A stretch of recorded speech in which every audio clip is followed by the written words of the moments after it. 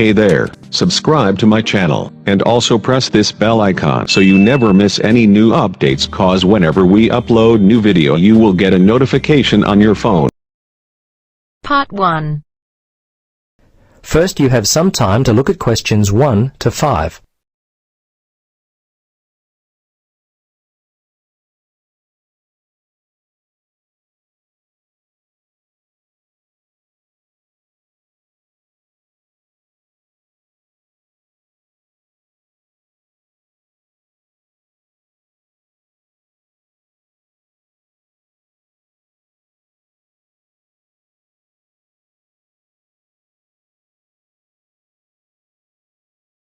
Now, listen carefully and answer questions 1 to 5. Good morning, everyone, and welcome to the museum. There are a few points that you need to remember, so before you go in, I'll just run through them. Then you can all go off and have a good time. So, first of all, you've all paid and you all have a ticket that allows you to go anywhere in the museum and includes one trip to the 3D cinema. So you need to make sure that you put the ticket somewhere that is secure but easy to find. This is partly because you'll need to show it to our staff if you decide to go out at any time. There are 2 restaurants which are outdoors, for example, and anyone who does decide to go outside should go and come back through the grey gates. Please don't use the emergency exits unless there really is an emergency. Now, I'm afraid that if you want to take photographs, you have to purchase a permit at the entrance. We don't allow visitors to take photographs of anything in the museum unless they have a permit. If you'd like a picture of you and your friends at any time, just let us know. We have a number of professional photographers who'll take a photo for you. Another thing is that you must keep everything that belongs to you with you all the time. A lot of people will come to the museum during the day. You'll probably be here for most of the day yourselves, so don't lose your wallet. And make sure you don't leave your mobile phone anywhere. It's easily done and we aren't responsible for any losses while you're here. As I mentioned earlier, you can go and see any of the films that are on in the 3D cinema. I'll tell you about those in a minute. There's also a schedule on the back of the museum guide. I suggest you get to the cinema entrance roughly 5 minutes early. It takes very little time to seat everyone, so you won't be waiting for the show to begin. Well, I think those are all the instructions I need to give you. Before you listen to the rest of the conversation, you have some time to look at questions 6 to 10.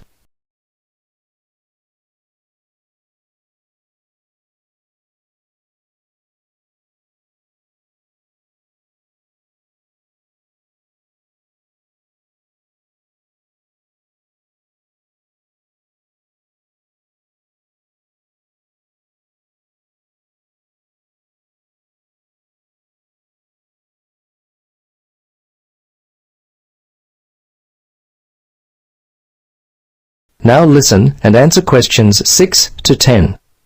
Okay, the films which are on today are being shown at different times. They're also about some amazing subjects. Let me tell you a little bit about them. The first one is called The Secrets of the Nile and starts in half an hour at 10 o'clock. It's a beautiful film and it tells the story of the journey that was made down the River Nile for the very first time, starting in the mountains of Ethiopia and passing through the Sudan and Egypt before reaching the Mediterranean Sea. You'll accompany the travellers as they explore some of Africa's truly amazing landscapes. The second film moves off land and into the sea. It's called Wild Ocean, and this one begins at 11:45. So you have some time to look round the museum first if you choose this title. In this film, you'll join the huge number of fish and other animals that live far down near the bottom of the sea. You'll see them search for food, migrate and fight for survival. Dinosaurs Alive is the third film showing today. It starts at 1:45 p.m. and runs for just 30 minutes. This is a film for people who like special effects because there are plenty of them. Scientists now have a lot of evidence to show that some animals from the dinosaur family are still living on Earth. So in this film, you'll live with a new species of dinosaur that has been recreated using computers. Our final film today is simply titled Arabia. It starts at 2:30 and is a little longer than the others, but it's a really wonderful experience. You'll ride through the desert on a camel.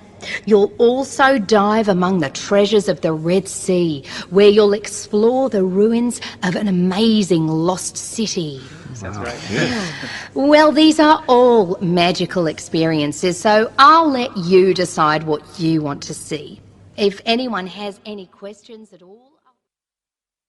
That is the end of part 1. You now have half a minute to check your answers.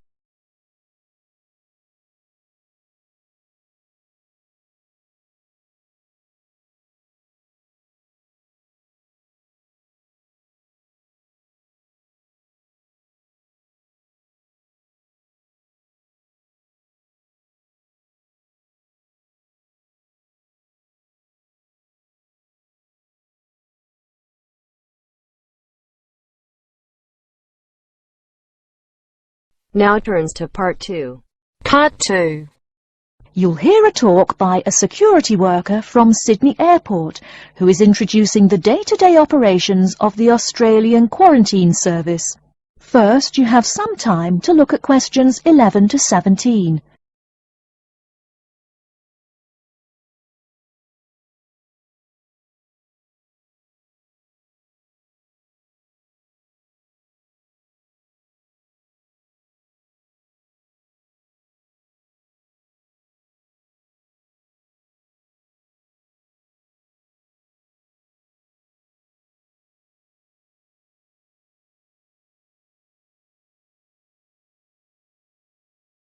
Now, listen carefully and answer questions 11 to 17. Hi everyone and welcome to Sydney Airport. Today I'll be giving you the inside information on the day-to-day operations of the Australian Quarantine Service here. We hope to provide you with a better understanding of why such heavy security regulations are necessary by educating you on how we operate and why we do the things we do. We're not here to try to persuade you to fly through Sydney Airport, though we hope you'll find your experience relatively stress-free and comfortable. First things first, our personnel. Can anyone guess how many people work at Sydney Airport? We have 200 alone working in Terminal 2, so can you guess how many in the whole airport? I heard someone say 360. That's getting closer. What? Did someone say 2,000? That's way too high. Sydney Airport actually employs 440 people. A lot, right? And about half of those employees work in security-related matters. Moving on to our not-so-human employees, let's come and see our favourite pooch, Milton. Milton is our best drug-sniffing dog on the force. He's friendly to most people. You can even come pet him at the end of our tour. Burnouts, beware though. He'll find everything. Notice that even though there are so many of us around him, Milton stays quite calm. This is the precise reason he was chosen for the job. Dogs that are chosen are not predisposed to sniff out different narcotics. That's something we teach them already. So here's a part of the airport most people never notice, the cargo transport terminal. This is where packages are shipped to and from. Normally we ship around 4,400 packages per month. In this airport alone, over 52,000 packages were shipped in and out over the past year. We ship to and from 170 different countries. Not bad, eh? Probably it will go up to over 72,000 packages this year. And despite over 100 flights in and out of here daily, the number of lost or delayed packages is impressively low. If you send your package through here, rest assured we'll get it where it's going. Let's move on to the area most of us are familiar with, the passenger terminals. In order to be allowed into this area, you must pass through security with your ticket and, if you're travelling internationally, your passport. If you're travelling domestically, you just need a legal form of ID. If you don't have those, you will not be allowed to pass through security and board your flight. During the security scan, your carry-on items will be checked for dangerous items such as weapons, sharp objects and liquids that exceed our specified limit. If you attempt to pass any of the prohibited items on this list posted at the entrance, you are still allowed to board the plane, but you'll be given a warning and your item will be confiscated. Don't worry, we will not arrest you for having too much shampoo in your bag or anything like that. We also search your carry-ons and parcels for any perishable items. We prohibit the transportation of local vegetation and prohibit parcels containing any insects in them. You may or may not have learnt about this in biology class, but when some plants are introduced to a new environment, they spread wildly and wipe out the current species around it. It is important to control the introduction of new plants into an ecosystem, so we must prohibit the transport of any fertile seeds. So what happens to parcels containing possibly suspicious items? It's of course something we do not take lightly here. If an object passes through the scanner that appears suspicious in any way, it is separated out for manual search by a member of our trained security personnel. If an illegal plant or simple sharp object like a pocket knife is found, it is simply disposed of in our biohazard waste containers, and the package itself is returned to the sender, or passenger if it is for a passenger flight. More serious weapons are reported to higher authorities for investigation. Before you hear the rest of the talk, you have some time to look at questions 18 to 20.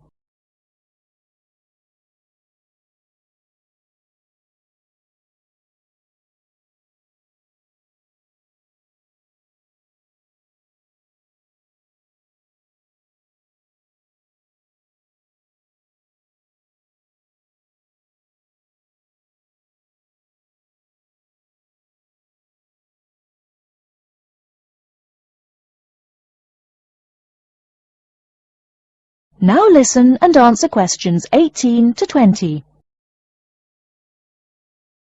As far as parcel security, the material of the parcel is important. For shipped goods, the most common material used and the most widely accepted is paper. Make sure it is packed sturdy enough with no rips or tears. We've definitely had packages rip open before due to haphazard packing.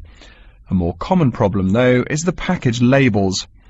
When an item does not make it to the right place, this is the most common reason. The label may not be in the right place or marked clearly enough. If you're receiving any items from abroad that must be declared, please remember our guidelines in order to ensure the timely delivery of your item.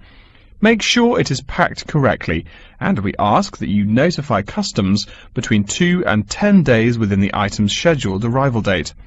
Okay, before we move on, are there any questions? That is the end of part 2. You now have half a minute to check your answers.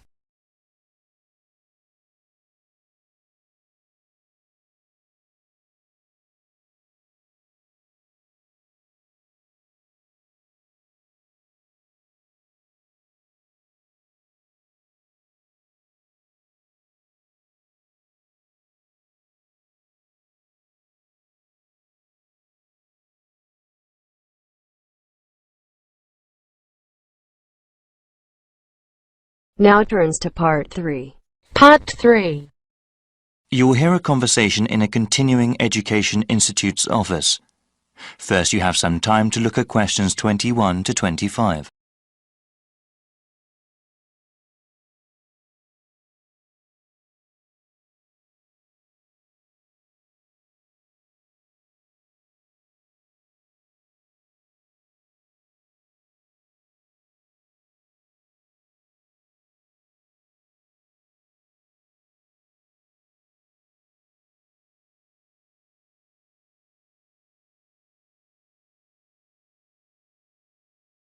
Now listen carefully and answer questions 21 to 25.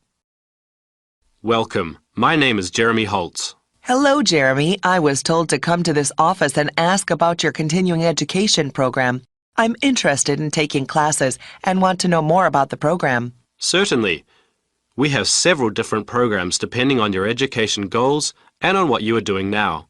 For example, we have continuing education programs for those who want to finish a degree or start a new one, and we also have a program for working adults. Well, I'm working part-time now and I'm interested in completing a degree in business administration. I am working at a hospital, you see, but I want to change my job, either work in hospital management or have my own business. Okay, that sounds great. Many students in our program want to advance in their current careers or even change them. What kind of degree do you have now?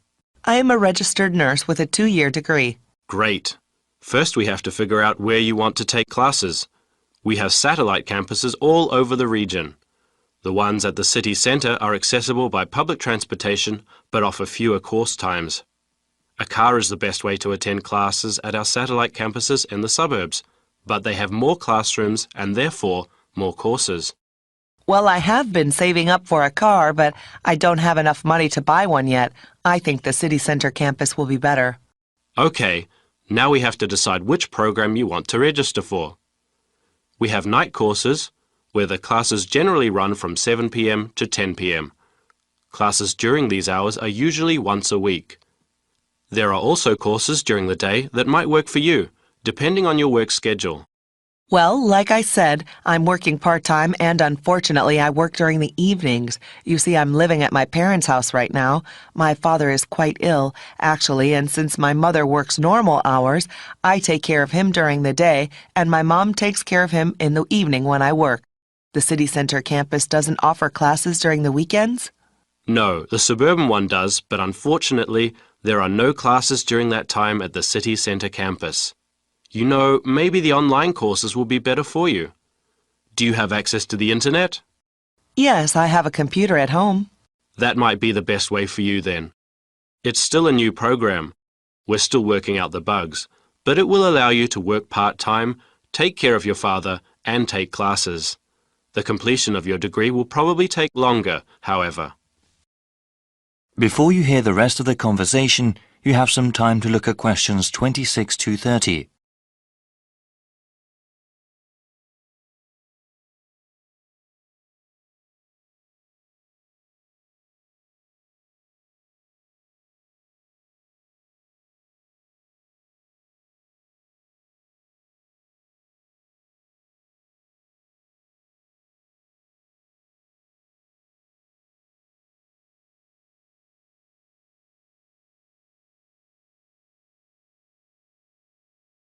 Now listen and answer questions 26 to 30. So, how exactly does this work? I'm slightly nervous about studying again. It's been years since I've been a student. Yes, it can be a bit daunting at times. Continuing your education and improving yourself are well worth the effort. Actually, before you start taking online classes, there are several refresher courses that you are required to take. What kind of courses are those?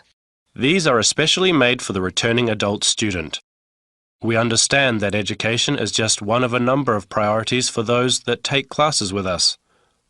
The refresher courses teach you how to manage time and juggle between different areas in your life. Techniques like writing down your daily schedule and ways to avoid procrastinating are talked about. Also, there is one course that reviews basic study skills, like the most efficient way to read the course text, as well as basic academic writing. I think that would be really helpful for me. I enjoyed studying when I was going to school, but I definitely need some tips on how to manage my classes along with the rest of my life. Many students I've seen are in a similar position. They have to balance both their work and family life with their education. It's not easy, but it is very rewarding for the ones that finish their education all the way through. Okay, so how do I register for the classes? You need to go online to do that. I will give you a brochure with the appropriate web address. You can choose which course modules to take online.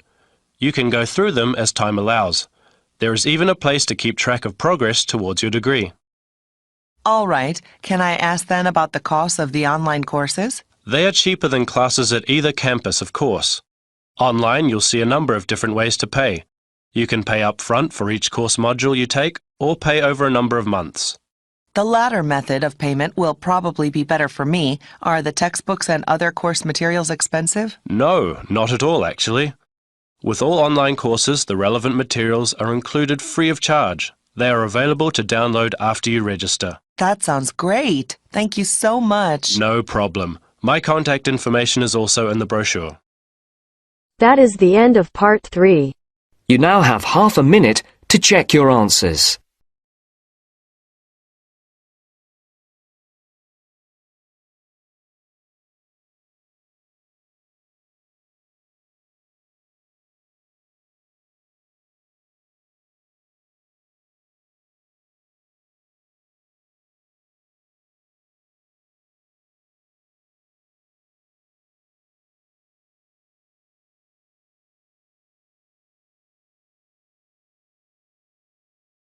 Now turns to part 4.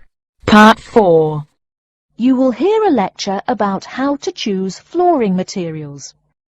First, you have some time to look at questions 31 to 40.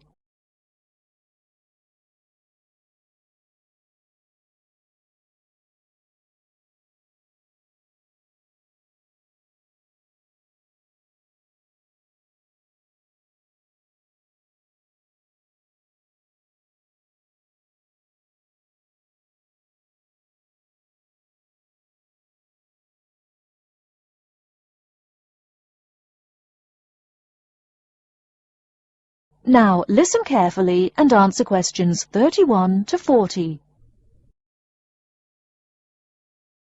We've been talking about choosing building materials in the last week. Now, a great many factors influence the choice of building materials. You can't make a house of cards, right? And people who live in glass houses and all that. Anyhow, today I'd like to say a few words about flooring. Some artificial materials can be used, like plastic for instance, which offer mixed blessings when used as a flooring surface. On the one hand, plastic is cheaper than nearly any other alternative, short of bare ground. Plastic also does not warp like wood. On the other hand, the best that can be said about plastic is that it looks like wood or stone. However, it cannot replace the real materials.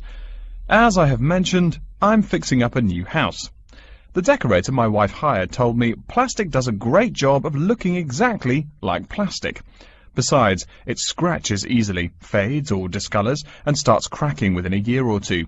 So, if you're fitting out a sleazy hotel or plan to live in a trailer park, go with the plastic.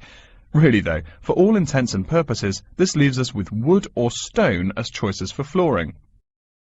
Stone and wood are alike in at least one respect. Both go through processing before they can be put to use. Since few of us cut our own lumber or quarry our own stone, this is not perhaps a pressing concern. Still, do-it-yourselfers would do well to remember to buy only properly seasoned wood.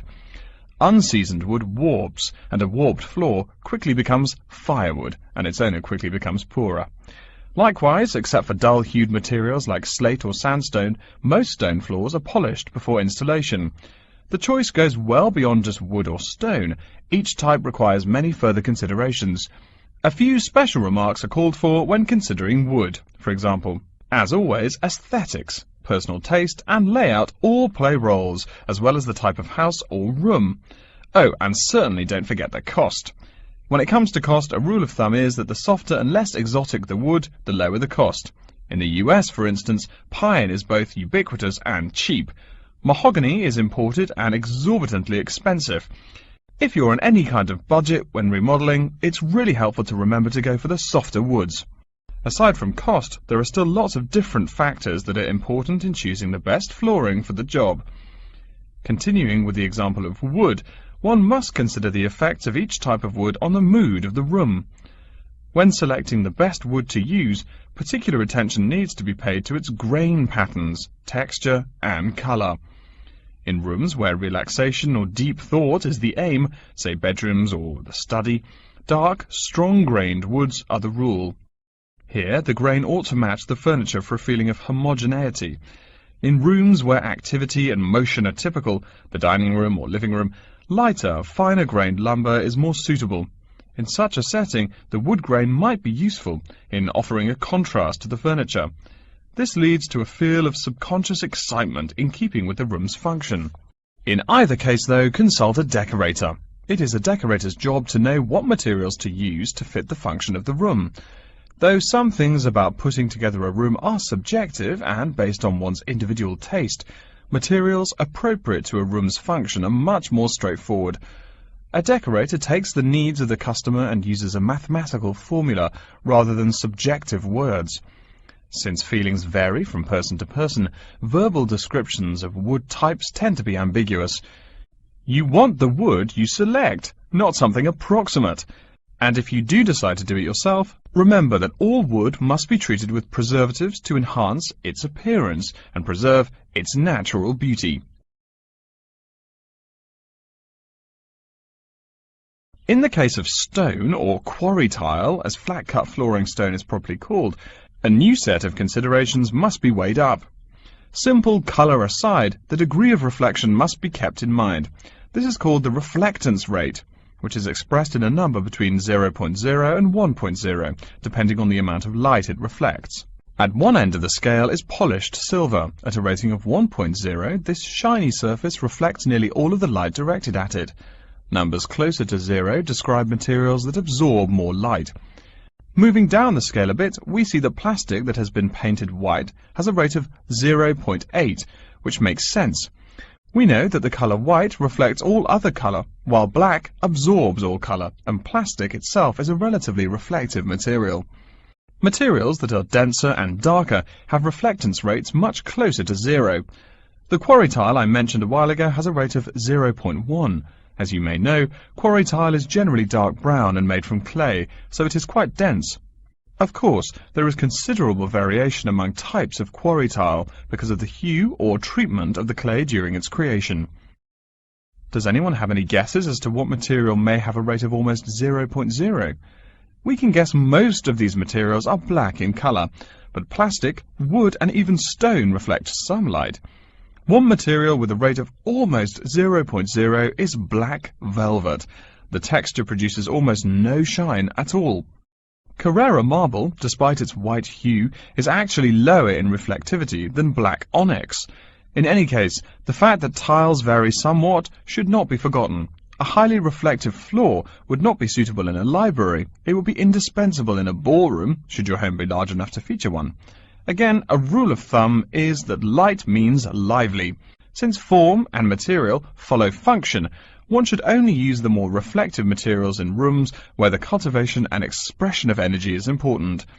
Bear in mind, too, that most types of stone cost more than all but the rarest of wood. Of course, there is no reason why some rooms of a house should not feature wood floors or other stone tiles. You can even mix the two. A room with wood panels on the walls can have a beautiful stone floor. My bedroom has white birch walls and a light blue slate floor. The place looks like a Russian hunting lodge. Remember, though, go with what feels right for you. Good taste and the laws of interior design are the homeowner's servants, not his master. It's only beautiful when you decide it is. I mean, you're the one who lives there, not the decorator, right? Okay, are there any questions? That is the end of part 4. You now have half a minute to check your answers.